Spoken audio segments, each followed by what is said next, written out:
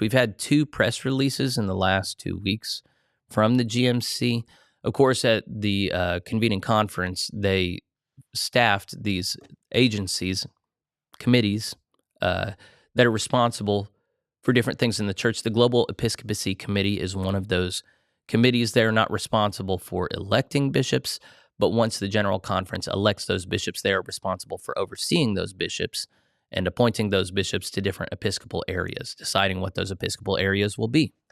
So, let's see. I forget which one of these is first.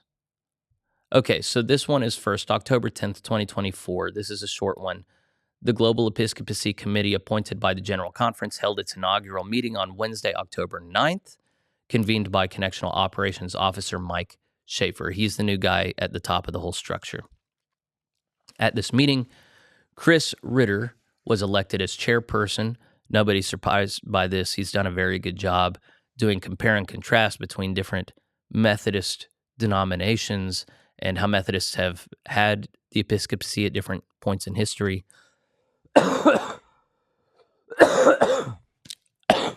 Excuse me.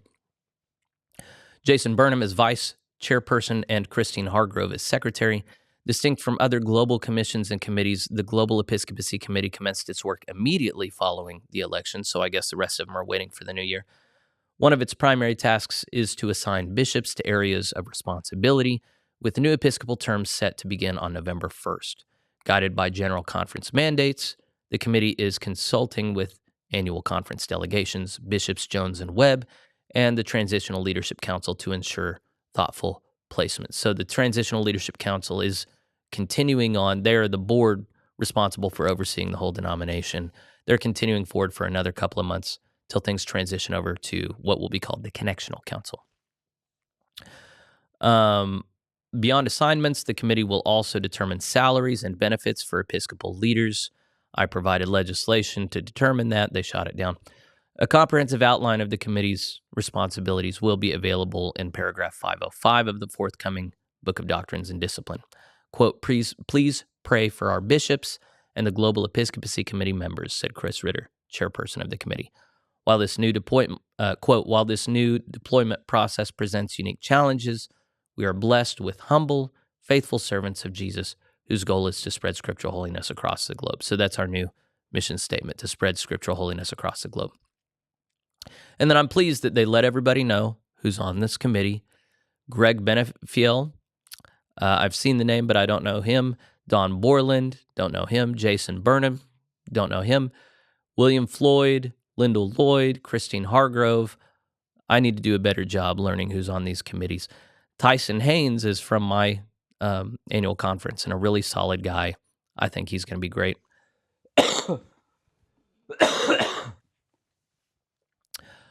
Sarah Walters, we know who Matt O'Reilly is. I've interviewed him twice. He's going to be real solid. Chris Ritter, of course, is fantastic. Heather Sims, Joanne Valenzuela. Let's see. Is anybody else from Not America on here? I guess not. Okay, so Joanne's going to be holding up the global. It's interesting. They don't have any bishops from the Philippines. They have some from Africa, but we don't have any Africans on here. So anyway, I'm sure they're going to do a fantastic job. If you know someone who's on this committee, pray for them that they do a good job because, as we learned in the United Methodist Church, bishops play a very big role in the organization and how it does. Let's look at the follow-up. This was sent a week later.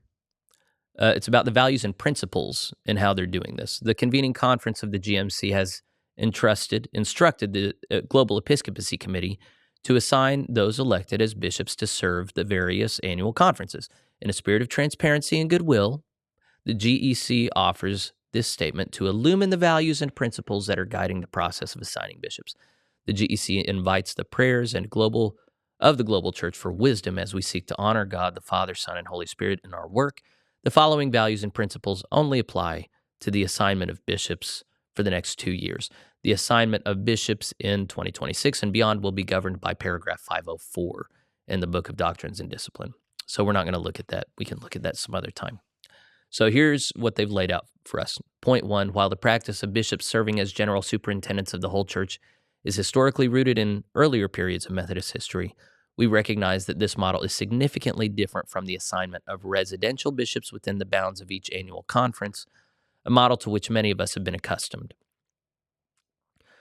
So what what it's saying is, in the United Methodist Church, we had one bishop over one annual conference, and we're not going to have that now. We're going to have one bishop over several annual conferences, and there might be some overlap. The general superintendency is new to us. Consequently, we humbly expect the interim period to be a learning opportunity. We recognize that our work is a contribution to the early stages of the GMC, and we are reminded that unless the Lord builds a house, the builders labor in vain.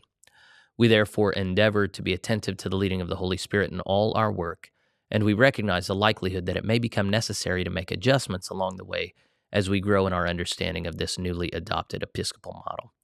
I take this just to mean we're going to screw up. We're trying to reinvent the wheel, sort of, or adopt this thing that's already been done in other places. It's weird and foreign to us, and we're not going to be perfect at it. So please be gracious. And we're going to be gracious. You know, you'll find churches that freak out anytime a new idea is proposed.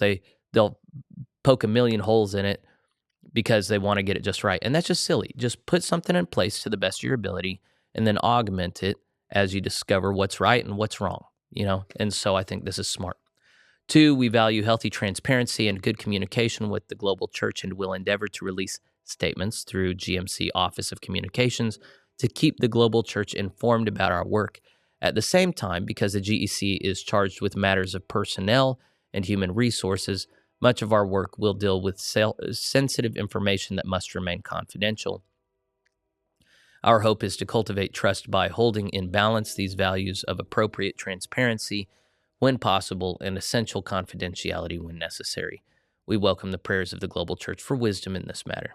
So this intersects with stuff I care very strongly about. I think transparency is absolutely essential.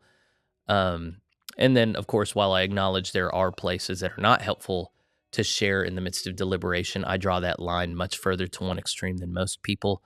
And I just can't help but notice that when people are entrusted to draw that line for themselves, it's very easy to draw the line towards another extreme, just saying, it's just not helpful for the public to know this. You know, we're not going to release information until it's mature. And I think that often does a lot of harm for trust. But we'll see how they do. Maybe they'll do better than a lot of bodies. Point 3, we recognize that different persons have different giftings for leadership and that different annual conferences have different needs. We also recognize that general superintendents are elected to serve as bishops of the whole global church. This means that any bishop should be adept enough as a leader to discern the leadership needs of any annual conference and to meet those needs appropriately. So saying every region is different, every bishop is different. We'll try and match them up to the best of our ability, but also anyone in the bishop's office should be able to lead anywhere. So they're not exactly speaking out of both sides of their mouth, but they're just acknowledging these things can both be true at the same time. So we're going to do our best to tailor the situation to the personalities involved. But even if we get it wrong, like this is not rocket science. Like the Holy Spirit prevails here, and he's going to make sure people should be able to serve in various contexts. So we're just not going to worry about it that much. And I think that's fine and fair. Point 4, bishops will not normally be assigned to the conference from which they were elected, nor will they be assigned to a conference in which they hold an appointment. However, if there are extenuating circumstances, a bishop may be assigned to the conference from which they were elected for the flourishing of the mission. So this is especially pertinent in the case of like Nigeria, where John Pena Alta was just elected. So he can't serve in Nigeria. He's going to serve in all the other African areas but Nigeria, and Nigeria is going to be overseen by either Kimba Evariste, who's from the Congo, or by an American. Seems weird, but maybe, they're reserving the right to do that, but they can also reserve the right to keep him where he needs to be or where he is if it's needed for the flourishing of the mission, they say. Point 5, during the interim period, it is likely that bishops will not be assigned to the adjacent annual conferences. This emphasizes the traveling nature of the general superintendency and avoids the perception of unofficial episcopal areas. However, if there are extenuating circumstances, bishops may be assigned to geographically contiguous conferences. They will not be assigned to adjacent annual conferences. That makes me think that they're just going to have different random annual conferences around the connection that they're responsible for rather than like 4 or 5 of them grouped together. That's interesting. Why? 6, each annual conference has been asked to provide a list of preferred bishops for assignment.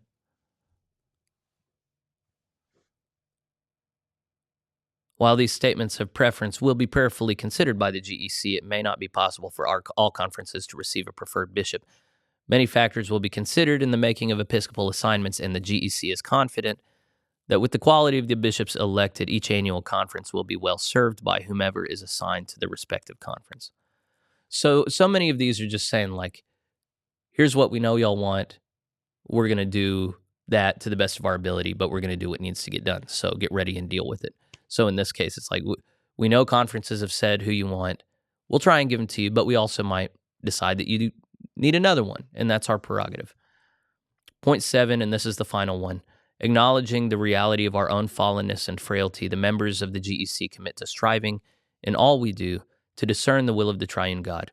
As servants of the Lord and of you, we resolve together to work in a spirit of grace, seeking always and in all things to encourage one another and build each other up. I just take that to mean we're going to actually be Christians as we do this work. And I appreciate Chris Ritter, and I appreciate everybody doing this work, but these statements, I don't like these statements. I don't see the point of them whenever you're just going, we're going to do our best. It's going to be good enough. We see these things that you care about. We care about them too. We're going to try and be, that's all I really take this to say. We're going to do what we do. Let me tell you what would actually build trust is if along the way they say, here are the conversations we're having. What do you, general church public, think? And then provide a time for feedback, for people's thoughts to be heard. And then after they make a decision, say, here's how we conducted this conversation. Here are the different things that we looked at. And here's how we did the calculus. And you don't have to agree with us on how we did the calculus, but here's how we prayerfully considered these things. Here are the conversations we had. And whenever you can show, if you saw my interview with Beth Ann Cook, she was able to show how they did that with planning the convening general conference. And when that conversation was over, I was so confident in her and her team having made good decisions and done everything that they could along the way. But if what this turns into is regular statements being put out saying, we understand these things are in tension, we're going to do our best, we're Christians, deal with it, that's going to be infuriating. So the right posture, I think, is important. I'm sure they actually will do something like that. I don't think it's going to be, we rule by fiat and you can't know anything that we're doing. I think it'll just be important that they show their work, just like every other group in the church. And that as they do so, that we can say, man, they had to consider a lot of things. I'm glad I'm not a part of that. Thank you guys for being willing to do that. So we'll be in prayer for them at the end of this hour.